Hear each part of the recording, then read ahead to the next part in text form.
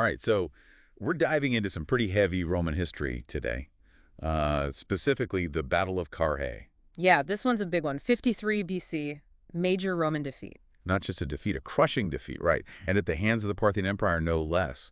You sent over some absolutely fascinating material for this deep dive. I really want to dig into not just like the core takeaways, but some of the more unexpected threads that emerge from this clash. Yeah, for sure. This wasn't just a battle. This was a seismic event that really shook the Roman world. And the repercussions, they resonated way beyond the battlefield itself, right? I think the immediate aftermath and then what happened to the people involved, it raises some really, really compelling questions. So the sources paint a pretty brutal picture of the battle itself. I mean, we're talking staggering losses, right? Yeah. Something like 20,000 Romans killed. Yeah. Another 10,000 taken captive. Huge numbers. Yeah.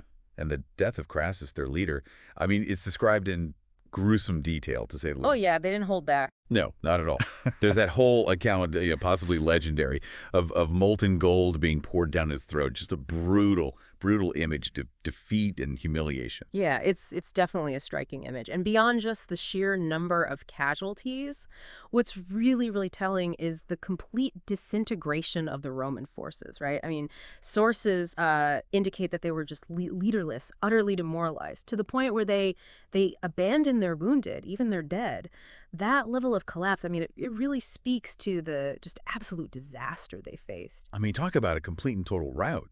And the impact wasn't just limited to, the immediate battlefield, right? Yeah. The Roman soldiers who did survive, who managed to scatter, well, they faced a pretty hostile reception, shall we say, from the local populations. Makes sense, though. I mean, given the Romans' track record, their history of pillaging in the region. Yeah, it's hard to feel too sympathetic. It's a stark reminder that these military campaigns have consequences. Consequences that ripple outwards. Right, and they affect civilian populations long after the actual fighting is stopped. Oh, absolutely. The Parthians, they weren't about to let the Romans just kind of slink away. The sources are very clear that they actively pursued those fleeing Roman soldiers, and they showed very, very little mercy to those who couldn't keep up. That relentless pursuit, I mean, it probably just, amplified that sense of despair, just ensured that the Parthian victory was absolute. Beyond the immediate carnage, right, the sources really highlight the psychological blows that the Romans suffered, like the capture of the legionary eagles, those military standards. I mean, those were so hugely important. That must have been just a devastating blow to their pride, their prestige. Yeah, it was symbolic, right? It goes way beyond losing a physical object. These eagles, they were tied to Roman identity, to their sense of divine favor, their destiny. Losing those eagles, that would have been a profound psychological blow. It would have shaken their confidence on a very fundamental level, and it would have damaged their prestige across the entire ancient world. I mean, it basically signaled that at the heart of Roman power there was some vulnerability. Absolutely. And then you've got this almost theatrical cruelty that's described. The Parthians mocking this Roman prisoner who happened to resemble Crassus. Oh, yeah.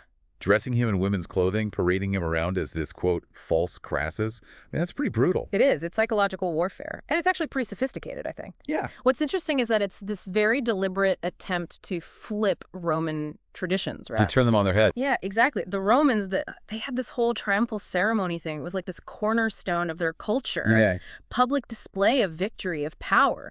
By staging this grotesque parody, the Parthians, they weren't just humiliating Crassus or even just the Romans in general. They were going after the very foundation of Roman identity, their understanding of victory, what it meant to be victorious. It's designed to just break their spirit, basically. Yeah. Sow despair. Yeah. And it probably worked. Oh, yeah. It was highly effective. So we've got this devastating defeat, these very public acts of humiliation. And it really makes you wonder about those 10,000 captured Roman soldiers. What happened to them? Yeah, I mean, you would assume, I think, enslavement. Yeah. Or something equally grim. But the sources, they point to something pretty unexpected. Yeah. This is where things get interesting. The Parthian general, Surena, I mean, he could have done the typical thing, killed them, enslaved them, whatever. But instead, he chose to relocate them all the way to Alexandria Margiana. Where's that exactly? It's a region near modern Turkmenistan. Pretty remote. Okay, so strategically important, though, right? I mean, it sounded what, centuries earlier by Alexander the Great? Yeah, exactly. I mean, why this specific location? The sources offer a few possibilities. Humiliation, obviously. The idea of these proud Roman soldiers forced into exile in some distant, backwater part of the world. Not a good look. No. But also, maybe there was a military angle, right? Maybe the Parthians thought, well, we can leverage these guys, their skills, their experience to defend our borders. They were pretty renowned for their military prowess. Exactly. And there's also this kind of intriguing symbolic element, right? It's almost like repurposing Rome's legions, turning the So it's tables. essentially taking this symbol of Roman power and using it against them. Yeah. I mean, imagine being back in Rome and knowing that not only were your legions defeated, but now they're potentially contributing to the defense of enemy territory. That's got to sting. Oh, absolutely. And in Alexandria Mardiana, it's right on the edge of several empires. They're constantly facing threats. So Roman military know-how, in siege warfare, infantry tactics, all that, that would have been very valuable to the Parthians. So it's a calculated move, you're saying? Oh, absolutely. Surena knew what he was doing. And this is where we get to one of the more, how should we say it, imaginative and enduringly popular theories about these Roman prisoners, the land theory. Lay it on me. It was proposed by this American sinologist, Homer H. Dubbs, back in the 1940s. And he basically says that these Roman captives, they might have traveled even further east, like way further east. How much further are we talking? He thinks they ended up as mercenaries in ancient China. Wow, okay, that's a pretty big leap. Yeah, it's a big one. He even speculates that they might have fought in the Battle of Zizi, 36 BC. It was this conflict between the Han Dynasty and a Xiongnu chieftain. So what's the connection? How does he get there? Well, the ancient Chinese text describes some military formations. They talk about a fish scale formation. They mention these double wooden palisades. And Dubbs, he sees some similarities. Similarities to Roman tactics. Right. He thinks that fish scale formation might be like the Roman tortoise formation, the testudo. It's a mobile defensive structure. So it's a big geographical leap, a huge cultural leap, but it's a fascinating idea. It definitely is. So, okay, Roman soldiers in China. What else does this theory say?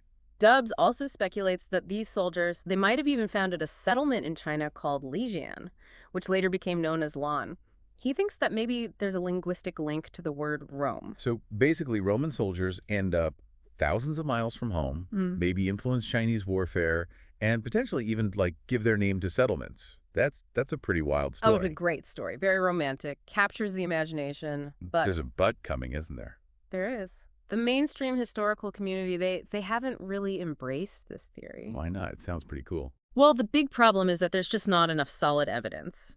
They've done archaeological work in those areas, but they haven't found any Roman artifacts that definitively date back to that period. Okay, so no Roman swords or armor lying around in China. Nope.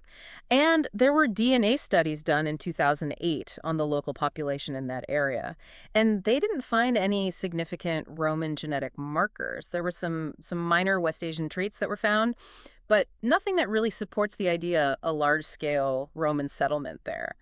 So it's a great story, very, very intriguing, but maybe not quite lining up with the evidence. Right. One historian, Rob Gifford, he even called it a rural myth. But, even he acknowledged that it's a very appealing myth. A lot of history enthusiasts still love this theory. Which brings us to this enduring mystery, as one of the sources put it. If they didn't end up, founding a Roman outpost in China, what happened to those 10,000 soldiers? Honestly, we don't know. And we may never know for sure. There are possibilities, of course, like maybe they integrated into the local communities in Alexandria Margiana.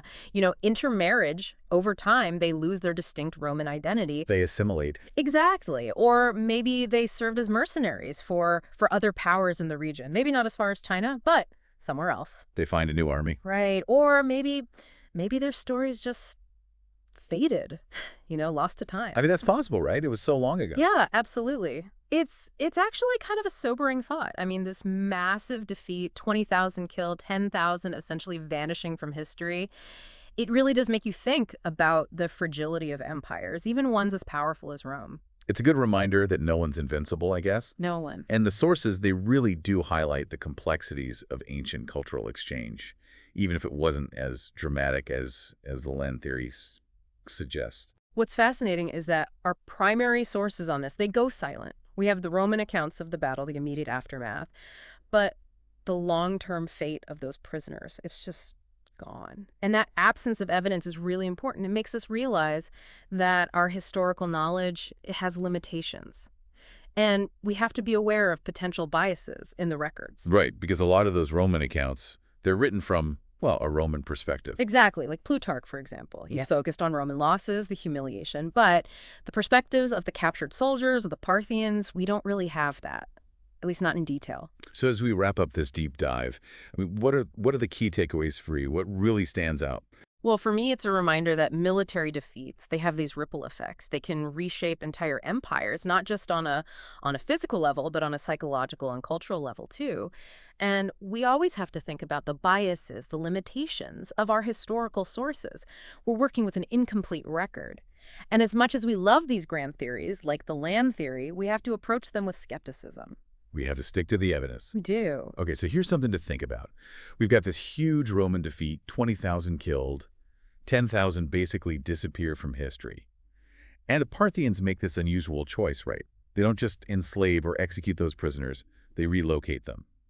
Does this tell us something about the limits of power? Even for a power like Rome, that seemed, at the time, unstoppable. And what about the stories that we're missing? The stories of those captured soldiers, of the people in the regions where they ended up. Those stories could give us a much deeper understanding of this whole event, an understanding that we just don't have right now. So much is lost to time. It really makes you wonder, doesn't it? It does. It really does. Great. Thanks for joining us for this deep dive. My pleasure.